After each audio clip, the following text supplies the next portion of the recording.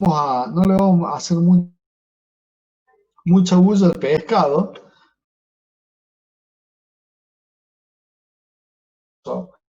Así que vamos a Se le tratar está de. cortando muchísimo, profe. Sí, pero usted sabe que es la internet que tengo, ¿eh? No, no hay otra, ¿eh? Es eso, no queda otra. A ver. Hola, hola. Hola. Es lo que hay, ¿eh? ¿Está ahí? Hola. Hola. Ahora sí, Hola. ingeniero, se escucha. Ahí está. Bueno, pero es suerte eso, nada más. Se alinearon los astros. Bueno, entonces, acá lo que vamos a hacer, vamos a charlar un poco de esto del tema de reacciones nucleares, porque no nos queda mucho tiempo, pero la charla va a ser más o menos así. Vamos a buscarle la vuelta a este tema, principalmente desde un punto de vista práctico. Vamos a ir viendo las definiciones de qué se trata. Ahí estoy admitiendo a alguien, por eso me parece que tengo que ver de admitir dos personas. Ahí está.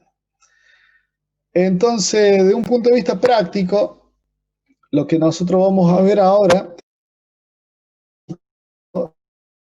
a diferencia de lo que vimos en el capítulo anterior, nosotros en el capítulo anterior vimos que espontáneamente un núcleo que estaba de alguna manera excitado, un núcleo excitado, podía un núcleo excitado de alguna forma emitir partículas. Ahora, lo que nosotros vamos a ver es que si nosotros a un núcleo en alguna cierta condición lo bombardeamos, por decirlo así, o lo impactamos con partículas con una cierta energía cinética, lo que podemos hacer es generar que ese núcleo comience a destruirse, por decirlo de alguna manera, o que intercambie, por decirlo también de una manera media mal hablada, intercambie figuritas. Entra una partícula a altísima velocidad y emite otra partícula distinta o igual, ¿sí? O emite un par de partículas, lo impacta una y emite dos, o lo impactan dos partículas y emite una, ¿sí? En esa situación puede ser de esa manera. O también podemos tener el caso en el cual el núcleo termine partido de una manera tal que la característica de esa partición del núcleo, de ese reparto de partes del núcleo, quede en dos partes con una cierta masa interesante, pero a su vez con una gran emisión de energía. Entonces acá también la clave de esto es una reacción que se va a dar en el núcleo del átomo, ¿sí? Se va a dar en el átomo y con liberación de energía, ¿sí? Quiere decir que vamos a ver algo para que estuvimos viendo en el capítulo anterior. El otro era, por sí solo lo emitía, porque tenía un exceso de masa, energía. En este caso, no emite por sí solo, sino que venimos y le pegamos con algo, y debido a la inestabilidad que tiene el núcleo, logramos arrancar algo de ese núcleo. Más partículas, tamaño apreciable o considerable.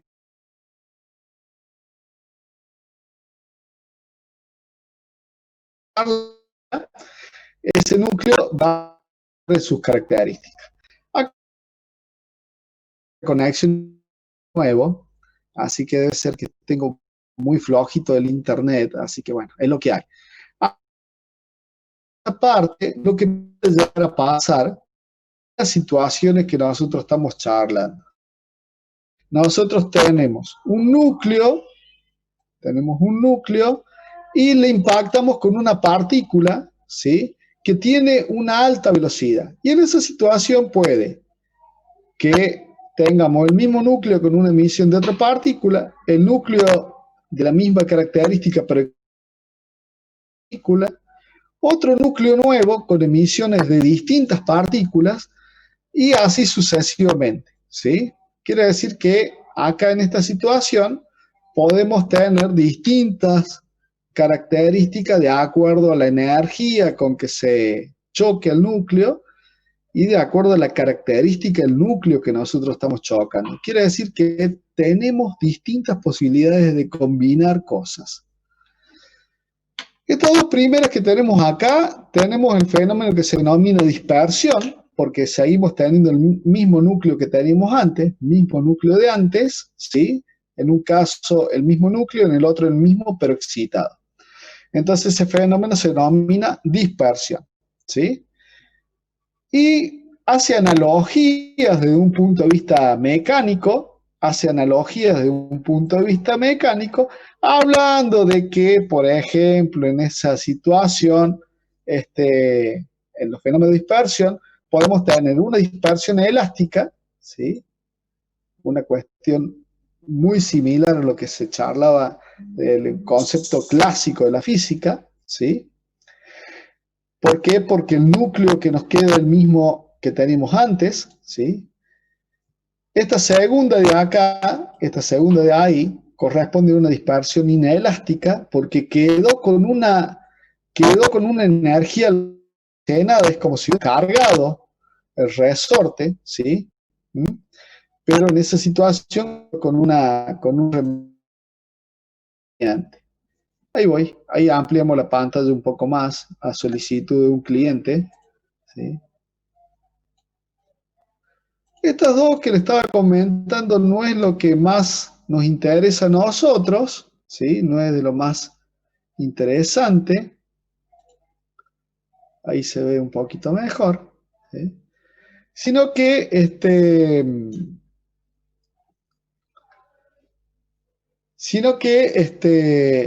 es uno de los tantos casos que se podrían dar, ¿sí? Simplemente eso. Les da un par de ejemplos. Los primeros que le está dando, le está comentando que el primer caso lo vio Rutherford en 1919, ¿sí? Fíjense que son núcleos livianos, tanto el núcleo al que nosotros nos estamos refiriendo como X mayúscula, como el núcleo que estamos utilizando como bala, ¿sí? O como proyectil. Y en esa situación tenemos una característica de que desde ese punto de vista nos queda algo parecido a lo que teníamos y una emisión de alguna partícula con una cierta energía. Eso es lo que más o menos les comenta acá. Siguiendo con lo que está comentando el apunte, que no vamos a traer, no vamos a irnos mucho más de eso, Cuando nosotros tenemos una situación del tipo en la cual queda el núcleo excitado, podemos tener un proceso intermedio, ¿sí? ¿Qué quiere decir que tengamos un proceso intermedio? Quiere decir que nosotros impactamos el núcleo, transitoriamente el proyectil se suma al núcleo que teníamos transitoriamente, pero como queda excitado, se produce un proceso de desexcitación, ¿sí? Por ejemplo, que nosotros marcamos acá, tenemos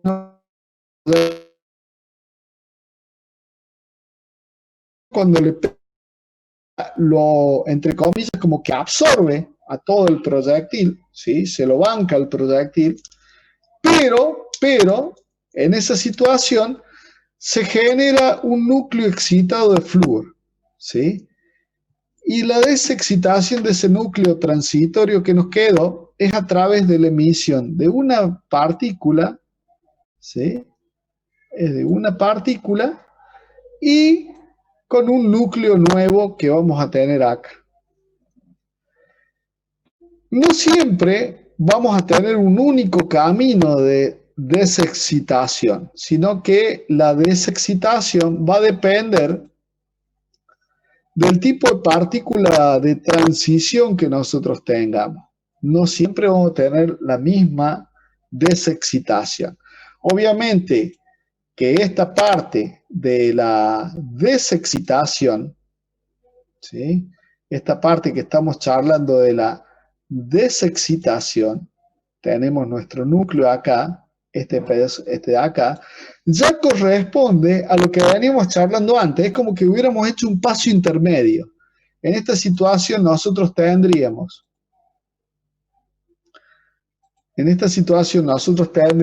que esto ya ocurrió y nos queda este núcleo. Y este núcleo tiene procesos de desexcitación que son posibles y otros procesos de desexcitación que no son posibles.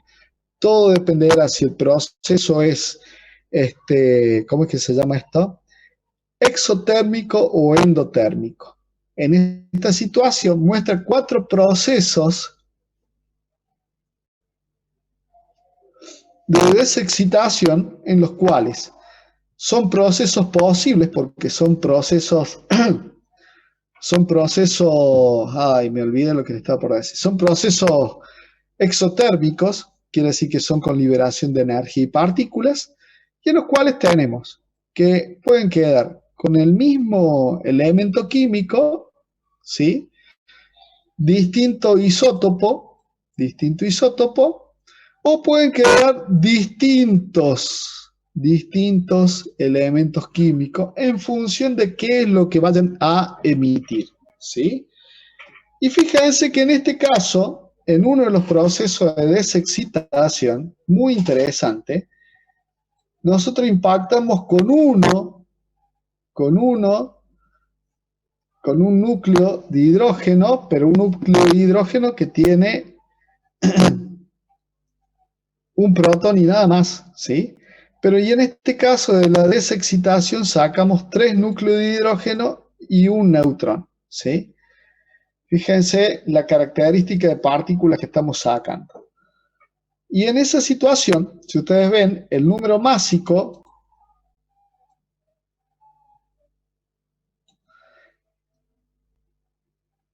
del primero con el número másico del último es similar, pero ahora se diferencian en el número atómico que tienen esos dos elementos.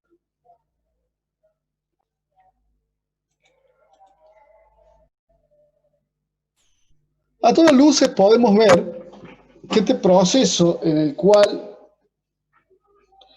cuando chocamos con una partícula a alta velocidad podemos modificar la estructura del núcleo que nosotros tenemos, también lo podemos hacer cuando tengamos un núcleo pesado. ¿Qué es un núcleo pesado? Un núcleo que no es como los que venimos dando en estos ejemplos, sino ya un núcleo como por ejemplo, por decir una cosa, el del uranio, ¿sí? En esa situación, espérense que voy a borrar esto para que no quede dando vuelta, ahí está. En esta situación vamos a hablar de un proceso de fisión cuando el núcleo es pesado. Si nosotros, en vez de tener este proceso en el cual teníamos un producto intermedio, en vez de tener ese producto intermedio, pasamos directamente a una reacción en la cual no tenemos ese producto intermedio, vamos a hablar de reacciones que se denominan directas, ¿sí? Y esas reacciones directas son cuando choca y le sacamos algo, ¿sí? Choca y le sacamos algo. Todo va a depender de la partícula que nosotros pongamos. Por ejemplo, en este caso pusimos un deuterón, ¿sí? El núcleo del deuterio, ¿sí? Un deuterón, con una cierta aceleración y cuando pega sobre nuestro núcleo, la energía cinética que nosotros tenemos y la reacción de las fuerzas de Coulomb sobre el protón, ¿sí? puede generar que tengamos una emisión de partículas, pero ahora hemos capturado algo en ese núcleo. Quiere decir que ese núcleo termina siendo un poco más pesado de lo que teníamos antes, ¿sí? Eso todo depende de la característica que nosotros tengamos y de la abundancia de la materia en la realidad de este elemento. Porque este elemento no es que no se forma por capricho, sino porque se forma porque tiene una baja energía de enlace o de energía de ligadura este elemento, y eso hace que sea fácilmente eh, cooptable uno de sus neutrones, ¿sí? Entonces en esa situación pierde un neutrón. Y en ese caso lo que ocurre es que la bala que nosotros teníamos ha perdido parte de su masa, pero no ha logrado el efecto de generar una desarticulación del núcleo que nosotros estábamos golpeando. Esto que nosotros tenemos acá, que venimos charlando, es muy interesante. Parece que voy a borrar esto de nuevo. Ahí está. Muy interesante debido a que las reacciones que nosotros estamos viendo, esas reacciones nucleares, ¿sí? Vamos a ver que tienen una característica obviamente muy clásica desde el punto de vista de lo que nosotros veníamos charlando, ¿sí? De la cantidad de movimiento, de las energías que estaban hablando, de los núcleos remanentes y el núcleo con el que impactamos, la velocidad con que salen las partículas de ese núcleo nuevo que nosotros tenemos. Todo eso se puede analizar en la forma de la física clásica. Lo que sí vamos a tener que en la reacción nuclear, en esa reacción nuclear, la liberación de energía va a estar dada por una cuestión que está relacionada con el defecto de masa que nosotros teníamos antes y con el balance de masa-energía, ¿sí? Masa-energía que teníamos cuando hablábamos de la teoría de Einstein, en la cual relaciona la energía, la masa y la velocidad de la luz. Esa parte sí es la parte más moderna para el análisis de esto. Todo lo otro de cantidad de movimiento, energía cinética, momento de la cantidad de movimiento y demás, momento lineal y la expulsión de la partícula con un cierto retroceso, obviamente va a ser todo relacionado con la otra parte de la física clásica. Y acá lo que sí se ve, interesa comentar un poco, que cuando nosotros estamos charlando de este tipo de situación, ese balance energético que nosotros estamos acostumbrados a charlar con la letra Q, ese balance energético que nosotros tenemos, está relacionado con que puede ser un proceso exotérmico o un proceso endotérmico, que sería el otro tipo de proceso que nosotros tenemos. Lo que sí no va a quedar indiferente, la cantidad de energía, este balance energético no queda indiferente, por más de que arranquemos algo ínfimo, siempre vamos a tener un balance energético, aun cuando emitamos rayos gamma, ¿sí? Es decir, solamente emisión de energía. Y esto es muy interesante porque en esa situación, eso nos va a permitir a nosotros tener energía disponible para continuar de alguna manera con la reacción que nosotros venimos charlando, ¿sí? Entonces, en esa situación se puede hacer un análisis de la cantidad de energía que nosotros extraemos y esa energía potencial que nosotros podemos tener o la energía mínima necesaria para que ocurra obtener una cierta cantidad de energía en esa situación, ¿sí? Es decir, que si nosotros extraemos de alguna manera, ¿sí? Extraemos de alguna manera una cierta masa de ahí, vamos a tener una liberación de energía, pero esa liberación de energía va a estar relacionada con un umbral de energía necesario como para que transmita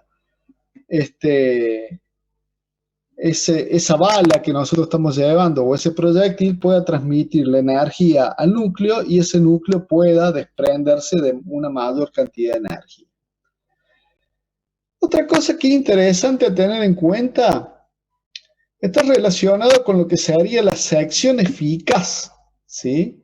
de nuestro núcleo sobre el cual queremos hacer que impacte, ¿sí? Sobre el cual queremos hacer que impacte nuestra bala. ¿A qué se refiere esto de la sección eficaz? Planteémoslo en un ejemplo burdo y simple, ¿sí? Supongamos que nosotros tenemos una pelotita de tenis cualquiera y tenemos la ventanilla de un auto y la ventanilla del auto está abierta y el vehículo está quieto, ¿sí? Entonces, si nosotros nos ponemos a jugar con la pelotita de tenis a poder hacerla entrar por esa ventanilla del auto cuando el auto está quieto, tenemos una alta probabilidad de que esa pelotita entre por esa ventanilla. Ahora, si nosotros queremos dificultar un poco la situación, ¿qué se les ocurre hacer? Que esa bala que tenemos, que es nuestra pelotita de tenis, ahora en vez de que quiera impactar, y acá lo estamos haciendo al revés, de que quiera impactar contra esa ventanilla o que entre por la ventanilla con el auto que está quieto, lo hagamos con una cierta velocidad, ¿sí? Entonces, cuando lo hacemos con una cierta velocidad, en esa situación, vamos a ver que se dificulta la cosa. Por más de que el tamaño de la ventana siga siendo el mismo, es más difícil que entre. Y uno puede decir, no, pero no debe ser tan difícil. Bueno, cuanto más rápido se mueve el vehículo, más difícil va a ser que nuestra partícula trate de incidir dentro de nuestro auto, ¿sí? Entrando por una ventanilla. Supongamos que nosotros hacemos extensivo a un vehículo que tenga más cantidad de ventanitas, ¿sí? Entonces uno dice, bueno, tomamos como ejemplo un colectivo, ese colectivo abrimos todas las ventanillas que podamos abrir, quiere decir que tenemos cierta cantidad de huecos por unidad de área, ¿sí? Y en esa situación, si ese colectivo está quieto, va a ser más fácil de impactarlo. Ahora, si está en movimiento, va a ser más difícil, pero no va a ser tan difícil como cuando teníamos una sola ventanilla de un auto. En este caso pasa algo similar. Esos núcleos a los cuales le queremos pegar con nuestra bala, ¿sí? Tienen una cierta sección, ¿sí? O un cierto tamaño que sería pi por radio al cuadrado. Pero, si ahora nosotros tenemos, en vez de tener un solo elemento de eso, tenemos varios elementos porque tenemos una sección, un área A, cualquiera, entonces esa superficie que es pi por r cuadrado se va a multiplicar por la cantidad de núcleos que nosotros tengamos en esa área transversal, es decir, la cantidad de núcleos que nosotros podemos poner en esta área que nosotros estamos jugando acá, ¿sí?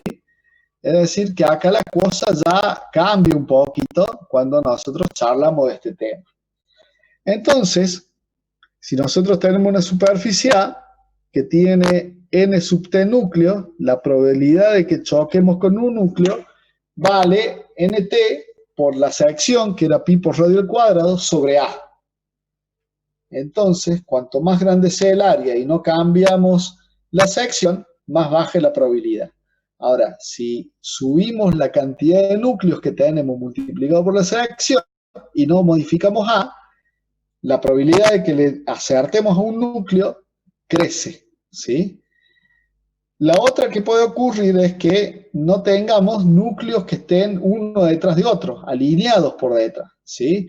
Pero eso ya estaríamos hablando de un volumen en el cual sería el área por una longitud transversal a lo largo, que sería esta, ay, esa letra no me gusta, la letra T que tienen ahí, ¿sí? Así que eso estaría relacionado con el espesor de esa lámina delgada que nosotros tendríamos. Entonces, en esta situación, si analizamos eso, y encima tenemos en cuenta que el haz de partículas incidente que contiene n partículas se mueve con una cierta velocidad, lo que nosotros vamos a tener es que la cantidad de colisiones por unidad de área, ¿sí?, va a ser las n partículas que tengo por la velocidad, por la cantidad de núcleos multiplicado por el área del núcleo y es inversamente proporcional al área que nosotros tenemos. Entonces, la cantidad o la sección verdadera que nosotros estamos viendo, la sección que va a ver la partícula que trata de chocar contra ese núcleo, la sección verdadera que va a estar viendo, es la cantidad de colisiones que yo voy a tener por segundo sobre la cantidad de partículas que tenemos por la velocidad, por la cantidad de núcleos, por el espesor de el lugar que nosotros tenemos ahí, es decir, por el espesor del material que nosotros tenemos. Entonces, esa situación también influye la velocidad en esa sección eficaz. Es decir, que la sección eficaz inversamente la velocidad, ¿sí? Y también vamos a ver que esa característica es importantísima cuando nosotros tengamos partículas que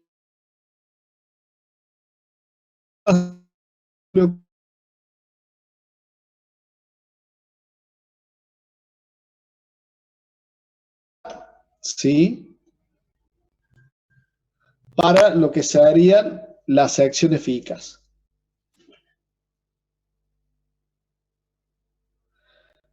La sección eficaz de cada reacción nuclear depende de la energía de la partícula entrante, ¿sí? Cuanto más energía cinética tiene, mayor va a ser esa característica que estamos hablando. Fíjense que la sección eficaz no es un número fijo, sino que tiene picos que se denominan resonancias, que corresponden a algunos tipos de valores de energía, ¿sí? Con lo cual estas resonancias están, digámoslo así, ya que es una resonancia, entre comillas, estarían vibrando a al mismo nivel que la frecuencia natural de ese núcleo que nosotros tenemos, ¿sí? Entonces, valores de sección eficaz con los cuales podemos chocar y de alguna manera generar esta reacción.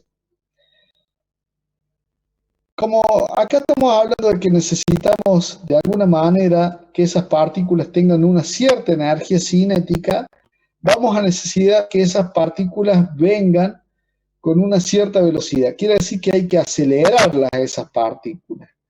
Yo siempre pensé que este tema del ciclotrón lo habían visto ya en Física 2, pero año a año me doy con la realidad de que este tema no lo ven en Física 2, sino que es como que pasa sin pena ni gloria por ahí cuando tenés que haberlo visto en ese lugar.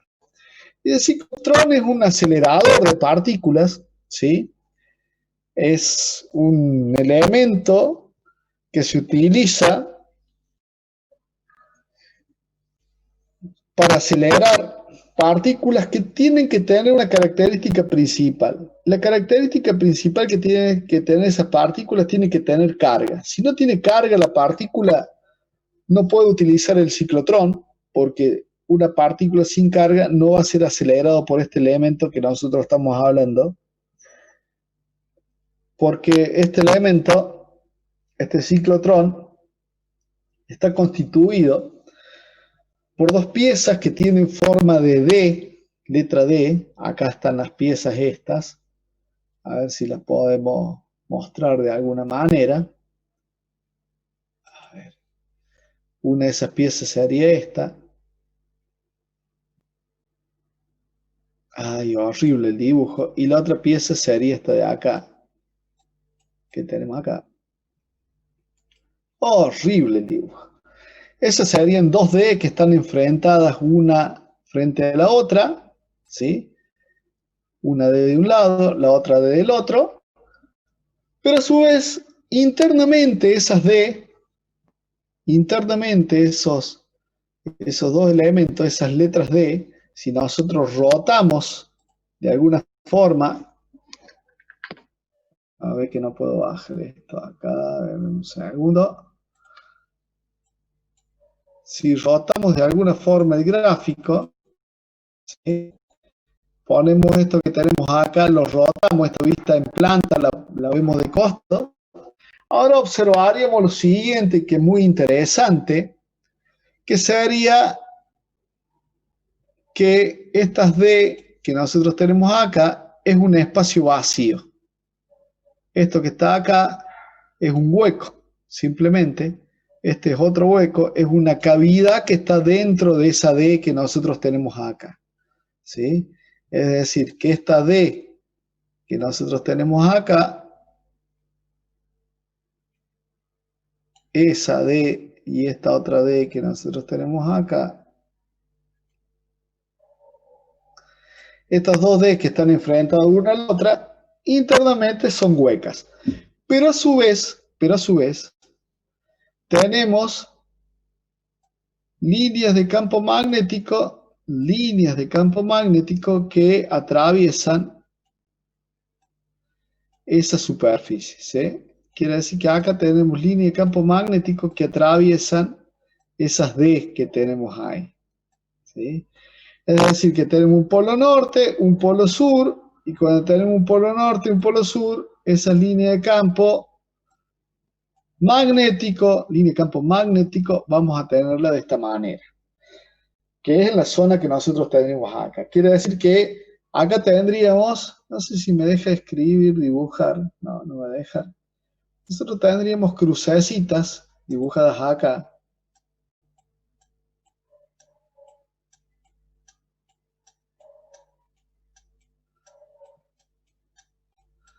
Un campo magnético uniforme.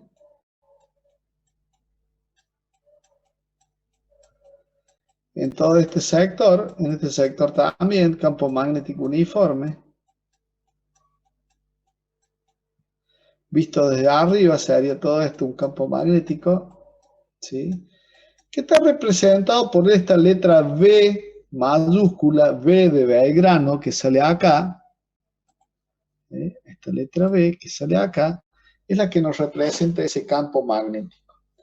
Pero no solamente tenemos ese campo magnético, sino que también tenemos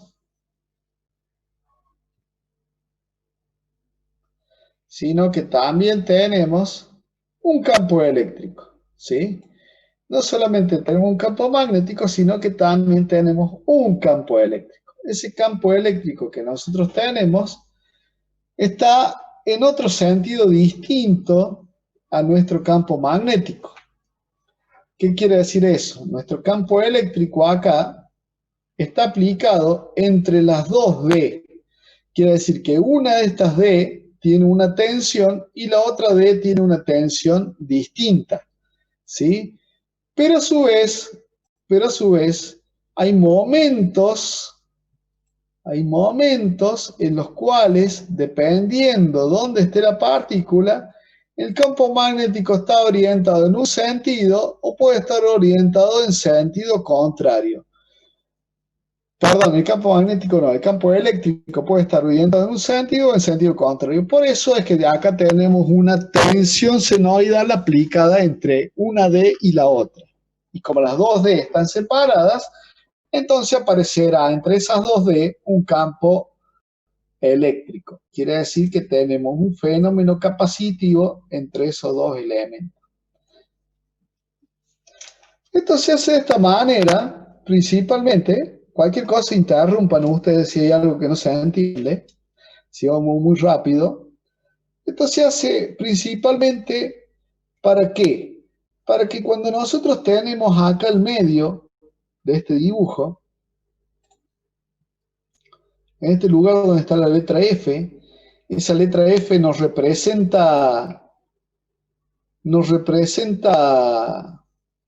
representa? Una fuente de iones, ¿sí? Una fuente de iones que entran en esta zona que tenemos acá y comienzan a ser acelerados, ¿sí? Primero están acá, quiere decir que acá, si supongamos que sea una carga positiva, que sea, no sé, una partícula alfa, ¿sí? Es decir, dos protones, dos neutrones, ¿sí? Y que polarizamos de manera tal que esa partícula alfa trate de entrar a la D que está al lado derecho. Lo que hace el campo magnético ahí es cambiarle el sentido a esa partícula que tenemos. Y cuando está justo al borde de esta D, cambiamos también el sentido, debido al seno de omega t, cambiamos el sentido de la polaridad de las D. Entonces, en esta situación, la partícula se acelera para entrar acá. Acá mantenemos nuestro campo magnético constante, llega a esta posición, y acá nuevamente cambia el sentido de la tensión, y eso genera que la partícula se acelere en este lugar. En esta situación, teniendo en cuenta la fuerza que está actuando acá, que es Q por B mayúscula, que sería la inducción, vamos a ver que trata de hacerlo girar, pero con un radio cada vez más grande del que teníamos. Nuevamente, con la partícula está acá, se cambia el valor de la tensión aplicada, hace que se transfiera al otro lado acelerando, y nuevamente comenzamos ese proceso. Seguimos de esa manera, a mayor radio, la velocidad va a ir aumentando, si bien omega no cambia, pero el radio sí cambia. Por lo tanto, la energía cinética que adquiere esa partícula es cada vez mayor, hasta que en un momento dado la sacamos del ciclotrón y la llevamos a que impacte sobre la partícula que nosotros queremos, sobre el núcleo que nosotros queremos golpear. ¿Con qué energía cinética lo hace? Y lo va a hacer con un medio de la masa multiplicado por, y tenemos 4 veces la masa del protón. ¿Por qué 4 veces la masa del protón? Porque la masa del neutrón y la masa del protón son muy parecidas, entonces yo acá lo simplifico el cálculo para no renegar mucho. Supongamos que sea un núcleo de helio, una partícula alfa, 4 veces la masa del protón multiplicado por la velocidad tangencial elevado al cuadrado. Y acá nosotros nos podemos plantear y decir, ¿se justifica otro tipo de partícula? Y si en vez de un protón, en vez de un núcleo alfa hubiéramos puesto un electrón acá, una fuente de electrones acá, y bueno, también podríamos haber hecho lo mismo, hubiéramos actuado de forma adecuada para que nosotros apliquemos esta diferencia potencial. El giro va a ser al revés, porque de acuerdo a cómo está orientado el campo magnético, la partícula va a girar en sentido contrario por ser una partícula negativa. Y en esa situación también va a salir con una velocidad tangencial similar a la otra. Pero ¿qué es lo que pasa con la energía? La masa del electrón es ínfima, por lo tanto, al ser muy baja la masa del electrón, la energía cinética que va a tener va a ser muchísimo más baja. Por lo tanto, acá nos interesa utilizar partículas que sean, entre comillas, pesadas. Esas partículas que son, entre comillas, pesadas, por ejemplo, es el núcleo de helio, es decir, una partícula alfa. ¿Cómo, por ejemplo, podríamos utilizar eso? No se justificaría utilizar electrones. Entonces, esto que nosotros tenemos acá nos sirve a nosotros para poder acelerar partículas para que podamos impactar contra algún otro elemento. ¿Hasta dónde? ¿Hasta dónde podemos? Y uno dice, bueno, pero hagámoslo cada vez más grande a esto para que obtengamos cada vez más velocidad. Sí, eso es cierto, pero va a llegar un momento en que la velocidad va a ser tan grande que empezamos a tener problemas relativísticos, ¿sí? Ya que al acercarse a la velocidad de la luz, la masa tiende a modificarse, esta masa tiende a modificarse, entonces al tender a modificarse esa masa, vamos a tener que se tiende a hacer de un valor distinto al que tenemos acá, y eso va a modificar la velocidad en sí que tiene ese objeto, pero a su vez se me va a desincronizar con la velocidad angular que yo tengo. Entonces, en esa situación, lo que yo tengo que hacer es coordinar nuevamente, ¿sí? Tratar de que cuando voy llegando al concepto relativístico, tengo que modificar la velocidad angular de pulsación, ¿sí? El omega que yo tengo acá, para adecuarlo a que cuando la partícula llegue al borde de la D, estemos justo con la polaridad que tiene que ser para poder pasar de este lugar a este lugar con una cierta aceleración. Eso se va a lograr modificando omega. Pero todo tiene un límite, y el límite es cada vez que nos vamos acercando mucho más a la velocidad de la luz. ¿Por qué? Porque cuando nos acercamos a la velocidad de la luz, esta masa que yo tenía originalmente tiende a un valor que sería infinito.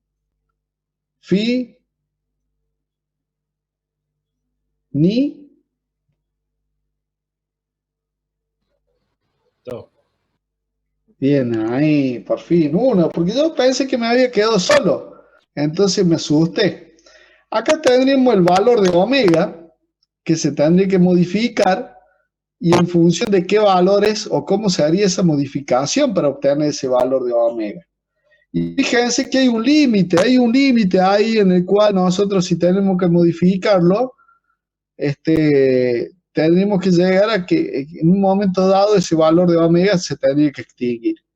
Entonces, situación omega tendría que ir disminuyendo, y eso llegaríamos a un valor en el cual no se tendría que modificar de alguna forma la frecuencia angular, y ese sería el límite que nosotros tendríamos en nuestro ciclotrón. Obviamente que este es un modelo de acelerador de partículas. Actualmente tenemos otros modelos mucho más modernos. Ustedes vieron que la otra vez, hace un par de años atrás, anduvieron ahí la gente media asustada que iban a hacer bola en el mundo del carajo porque andaban buscando la partícula de Dios, el bosón de Higgs, qué sé yo, y en ese bosón, para poder hacerlo, necesitaban acelerar una partícula a una velocidad muy grande y que iban a generar antimateria y qué sé yo, la maricote. Y ese acelerador de partículas, después búsquenlo, es muy interesante, está en Europa. Y en esa situación es un acelerador mucho más potente que un ciclotrón. Este ciclotrón me ha dado mis grandes satisfacciones cuando tiene que venir a rendir a final de año o en marzo o en julio, cuando no han logrado promocionar la materia, porque uno la explica así, tan sencillamente y tan fácilmente, y uno hace esa preguntonta, uno hace una preguntonta y le dice, y le explica el ciclotrón y que qué sé yo, y que esto y que lo otro, y que aquí, que pin y que pan y que pum, y uno escucha la explicación muchas veces. Y acá viene el key de cuestión. Entonces uno le dice, bueno, dice, y podríamos utilizar un neutrón para acelerarlo ahí, porque hay también el neutrón este y el neutrón lo otro. Y el tipo dice, sí, claro que podríamos utilizar neutrones. ¿Se puede utilizar neutrón? No, más vale que no, si necesitamos que tenga carga eléctrica. Entonces los neutrones, que es una masa interesante, es una masa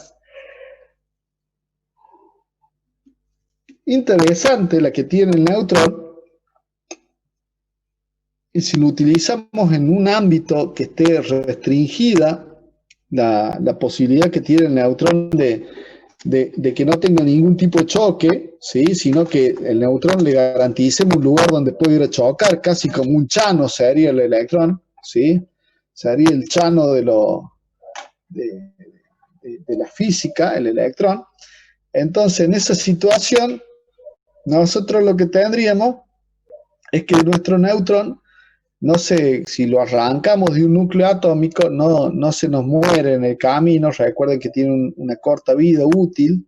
El electrón no puede andar suelto, no es como un protón o un electrón que puede andar suelto y no se desvanece en el aire, no se transforma en otra cosa.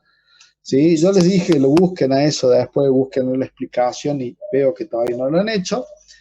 No debe ser cosa que los sorprenda con eso en el parcial. No creo. No, yo calculo que ustedes son lo suficientemente inteligentes como para buscar ese tema. Entonces, en esa situación, El neutrón, como no lo podemos acelerar de esa manera, tenemos que buscar otra forma de acelerar los neutrones. Los neutrones que nosotros podemos ver ahí para acelerar, tenemos tres orígenes de esos neutrones. Una es la fuente de laboratorio, ¿sí? Y acá hay un ejemplo en el cual nosotros podemos sacar neutrones, ¿sí? En una cierta reacción podemos sacar los neutrones. Otra con iones acelerados, ¿sí? También podemos sacar neutrones. Y si no, en los reactores nucleares, ¿sí? Los reactores nucleares es el lugar más interesante en el cual, por ejemplo, el uranio 235 en la reacción nuclear que nosotros tenemos ahí puede emitir entre 2 o 3 neutrones por fisión, ¿sí? Quiere decir que cuando le pegamos en forma adecuada a nuestro uranio 235, lo partimos, pero a su vez podemos sacar algunos neutrones con una cierta velocidad que nos permitan nosotros, ¿sí? Utilizarlos para una nueva reacción nuclear, ¿sí? Para una nueva reacción en el núcleo de un átomo.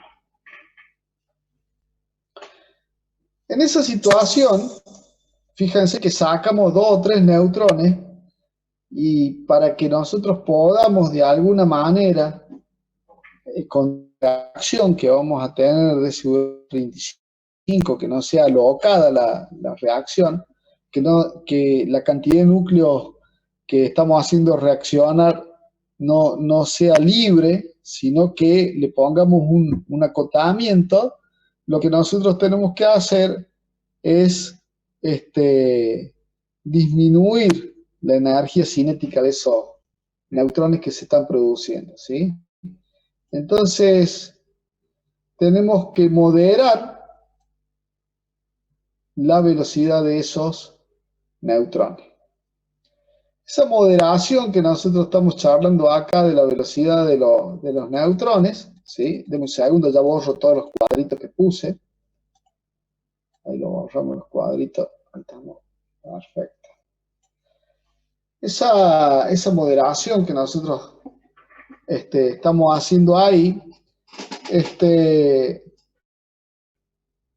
lo que hacemos es tratar de hacer que choquen con otro elemento que no trate de captar a los neutrones eso y genere una inestabilidad, sino que no sea amistoso, sino que choque y rebota, ¿sí? Y ese choque y rebote nos permite a nosotros bajarle la cantidad de energía al neutrón.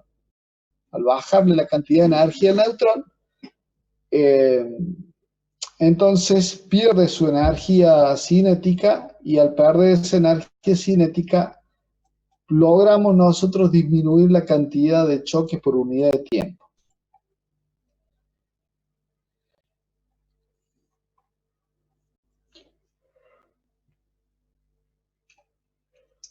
En ese caso el carbono es un elemento que le permite les permite una buena moderación, ¿sí? De la situación esta de la cantidad de neutrones que estamos emitiendo. La cuestión es que no siempre en cualquier presentación del carbono no tiene que estar combinado, sino tiene que ser carbono libre que está en forma de grafito, ¿sí? Como la mina del lápiz, ¿sí? Entonces, en esa situación, ese tipo de carbono le permite ser un elemento moderador, ¿sí? Esa es la característica que tiene. Fíjense que acá tienen los distintos moderadores, ¿sí? En función de la sección eficaz que vamos a tener. ¿Mm? Y en esa situación, ¿cuánto es la pérdida de energía que tendrían estos elementos? Después tienen ahí como para leer un poquito, ¿sí? De lo que serían esos elementos moderadores. ¿Mm? Y es interesante eso, porque podemos llegar hasta lo que son los neutrones térmicos, ¿sí? O termalizados, pero son conocidos más como neutrones térmicos, ¿sí? Eso también lo pueden buscar como para poder no aburrirse con la materia. Y también como para tener tema de conversación cuando se levante la pandemia y pueden salir un sábado a la noche. En el caso de la fisión nuclear, que es el caso que nos compete a nosotros, ¿sí? Este proceso es mucho más importante en los núcleos pesados, ¿sí? Y la característica es que nosotros, por ejemplo, en el torio o en el uranio, vamos a obtener en el proceso de fisión dos fragmentos de tamaño comparable. No quiere decir que sean de tamaño igual, sino que son de tamaño comparable, ¿sí? Y en esa situación, es para lograr que se genere esto y no esperar que la naturaleza actúe, sino de acelerar los tiempos, es que se puede producir la fisión de forma artificial excitando los núcleos. Fíjense que para este tipo de núcleo, la cantidad de energía que se tiene que utilizar para hacerlo fisionar es de 4 a 6 megaelectronvoltios. Pero en esa situación, nosotros vemos que la cantidad de energía que nosotros invertimos comparado con la que obtenemos es bastante interesante el proceso debido a la liberación de energía que vamos a tener en este proceso que nosotros hacemos. Obviamente que si nosotros, en vez de utilizar uranio 238, podemos usar el uranio 235, que es un núcleo que ya viene emitiendo de una forma interesante energía, vamos a ver que en esta situación nosotros vamos a pasar de tener un uranio 235 y cuando es bombardeado por un neutrón pasamos transitoriamente a un uranio excitado 236 y después tenemos dos núcleos de tamaño comparable entre ellos, pero a su vez con, en promedio, algunas veces 2, otras veces 3, en promedio 2,5 neutrones por cada reacción y una liberación de energía de 200 megaelectronvoltios. Entonces, en esa situación es lo interesante de que nosotros podemos estudiar un poquito de qué se trata el tema de la fisión, porque en esa situación, esta fisión logra una liberación de energía que nos permite a nosotros, esa fisión, mantenerla funcionando debido a la cantidad de neutrones que libera en el proceso y que si nosotros lo podemos de alguna manera moderar a la velocidad de estos elementos, podemos mantener una reacción que nos permita a nosotros sacar energía en forma aprovechable.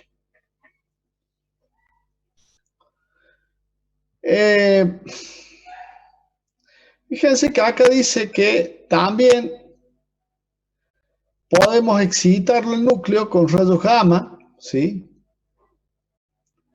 Con un umbral de energía necesario para esa fisión que ya hemos charlado hace un ratito. Eso se denominaría, teniendo en cuenta que los rayos gamma son un fenómeno fotoeléctrico, se denominaría fotofisión debido a que los rayos gamma, en este caso, excitan de forma tal al núcleo que lo tornan inestable y en esa inestabilidad comienza un proceso de agitación y en ese proceso de agitación se termina partiendo, ¿sí? Lo mismo pasa cuando estamos charlando del tema del núcleo cuando es atacado por una situación de rayos gamma. Ese proceso de rotura, ¿sí? Que nosotros estamos charlando acá, No siempre se da, va a depender de algunos factores que no son muy comunes de tener en cuenta, pero que puede que no genere la partición del núcleo, sino que me deje el mismo núcleo, pero se desexcite emitiendo algún tipo de partícula o emitiendo rayos gamma.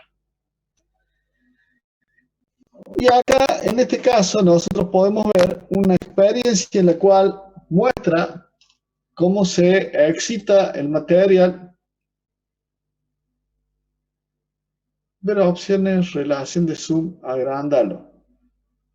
¿Qué pasó, rojo? Rojas, perdón. No se ve bien, No, es para un compañero ingeniero que Ah, bien, perdón, quiere perdón. ampliar la pantalla, pero cada uno lo puede hacer por eso. Bueno, ahí lo amplio un poquito más por la duda. Vamos a tratar de generarle una ampliación más de la pantalla. No sé si... Ahí está. Bueno. Si no ven bien o están usando una pantalla un poco chiquita. Capaz que lo están viendo en el celular. Capaz que por eso es el tema. De todas maneras, este texto ya lo tienen ustedes, así que lo pueden ver después un poco mejor. Yo acá no tengo mucho más para hacer demostraciones, sino que les tengo que contar este proceso de lo que estamos viendo acá. En esto solamente nos establece cuál sería la característica de cómo ocurriría este proceso, ¿sí?, de fisión, ¿sí? Y en esa situación veríamos que está relacionado con el umbral de energía que nosotros tenemos para poder realizar esa fisión. Si la energía que yo pongo en juego, ¿sí?, a través de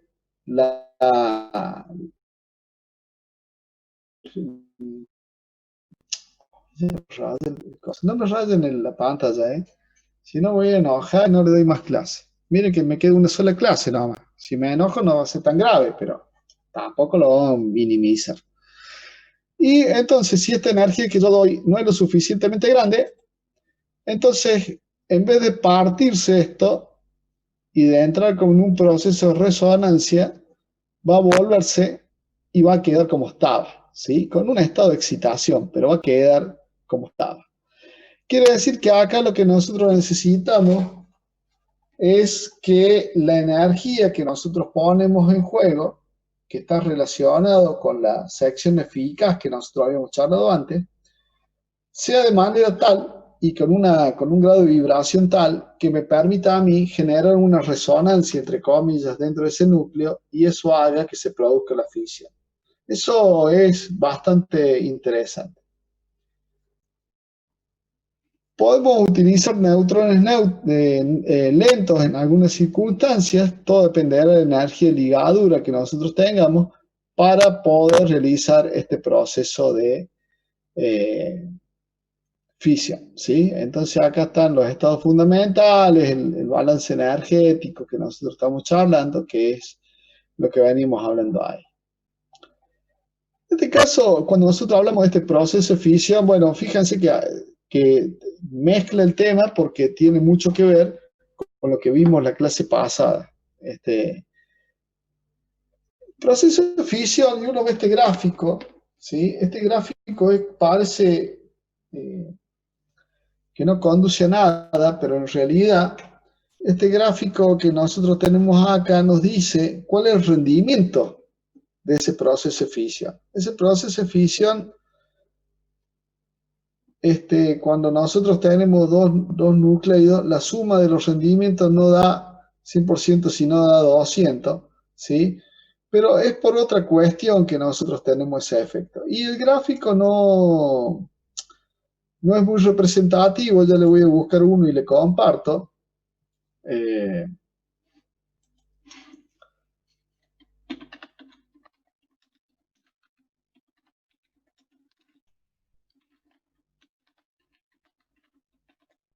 a ver si puedo conseguirle un grafiquito ahí. No es de lo más, pasa que por ahí cuando uno lo ve el gráfico no dice mucho, pero ya les comento si puedo conseguir un gráfico. Acá justo no tengo el apunte yo que suelo tener para ver este tema, no lo tengo acá. Así que ya le busco un grafiquito de internet para mostrarle un poquito de qué se trata este tema. Es un gráfico probabilístico, ¿sí? En función de cómo se da. No explica mucho. Recordemos que este tema es un tema de lo más explicado en el apunte, debido a que tiene muchos pormenores y nosotros simplemente queremos dar un pantallazo de qué es lo que está pasando con este tema. Entonces, acá conseguí un gráfico, acá tenemos un gráfico. Entonces, en esta situación, nosotros podemos llegar a tener lo siguiente. A ver si en este gráfico me ayuda un poco. A ver si consigo otro, a ver si no me ayuda mucho. Acá tenemos, no sé, acá sí señala. En realidad, vamos a ver si se lo podemos copiar la imagen. Y vamos a ver dónde lo podemos poner este gráfico como para que ustedes lo puedan ver. A ver, acá está, vamos a poner acá. Ahí está. Muy bien. Este gráfico que nosotros tenemos acá, a ver, lo vamos a cortar un poquito para poder meterlo adentro de la hoja.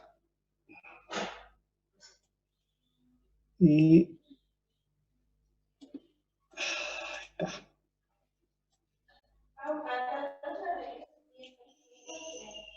En esa situación, lo que le muestra este grafiquito es lo siguiente.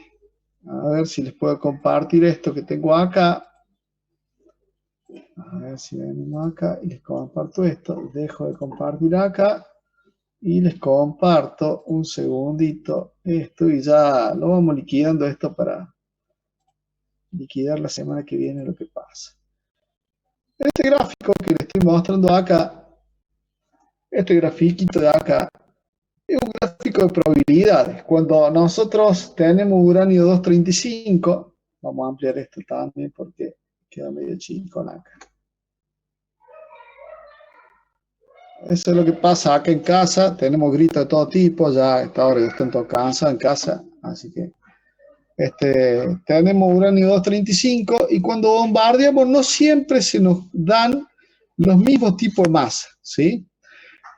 Supongamos que tenemos 235, la mitad tendría que estar por acá, es decir, sacar dos núcleos que tengan exactamente como si quisiéramos cortar una naranja al medio, es lo que menos ocurre. Es lo que menos ocurre en esta zona. Cuando hacemos la fisión de un uranio 235 y podemos tener partículas que tengan esta masa y las otras que tengan esta masa de por acá. Quiere decir que nosotros vamos a obtener partículas con esta característica y la otra parte de la partícula va a tener una masa mucho más grande, ¿sí? Quiere decir que si nosotros tenemos una que tenga 140, ¿sí? Su contraparte, si Dios quiere, ¿sí? Serían 235 menos 140 y andaríamos por esta zona de los 90 y pico, ¿sí? 95 más o menos, por ahí andaríamos con la otra partícula que se daría. Quiere decir que nosotros siempre obtendríamos cosas parecidas, ¿sí? En un proceso de fisión. Ese proceso de fisión, obviamente, es un proceso estadístico, ¿sí? ¿Qué quiere decir que sea un proceso estadístico? Que no siempre se va a dar de la misma manera ese proceso de fisión, sino que ese proceso de fisión va a depender de la cantidad de energía que tenga la partícula con la que nosotros estamos bombardeando, que en este caso, para que tengamos un buen rendimiento,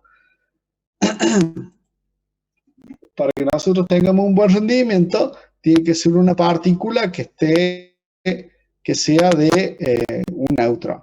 Quiere decir que esto que nosotros tenemos acá, esta parte de acá tendría que caer. A ver si lo podemos rayar un poquito.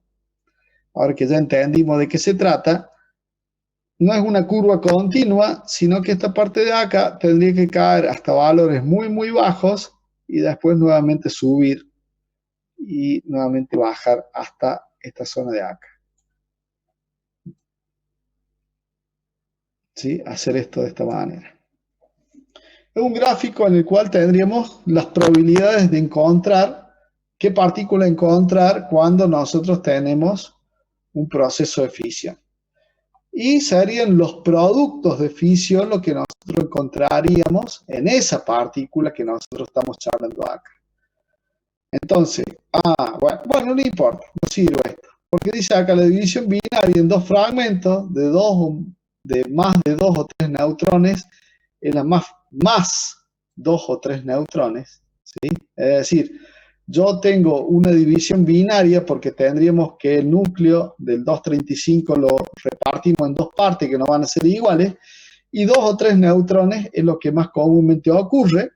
Por lo tanto, eso es lo que nosotros tendríamos. Y uno de esos productos sería el xenón, que después va decayendo hasta el cesio 140, que es un isótopo estable. Y del otro lado, si Dios quiere, no sé si lo tenemos acá, acá está, es el tecnecio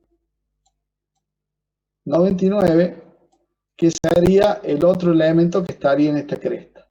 En esta cresta de por acá, en esta cresta de por acá tendríamos el xenón y en el otro el tecnecio, que estaría en esta zona. Ahí dejamos por hoy.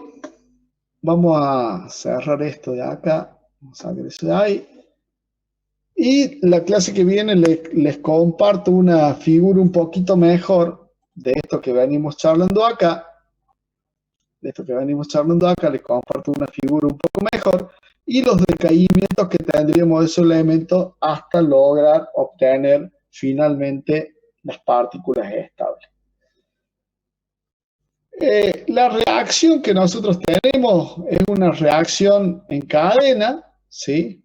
Esa reacción en cadena, cuando nosotros vamos liberando energía de una fisión del uranio 235, esa liberación de energía por cada núcleo de 200 megaelectronvoltios, una cantidad exorbitante, y que es muy interesante, ¿sí? Ya que es altamente aprovechable esa energía. Bueno, lo dejamos ahí. Ya la clase que viene vemos como cierre los distintos tipos de reactores que hay y arrancamos con la ejercitación de este elemento. Así que bueno, por hoy nada más, los libero porque ya son las 9:15, ya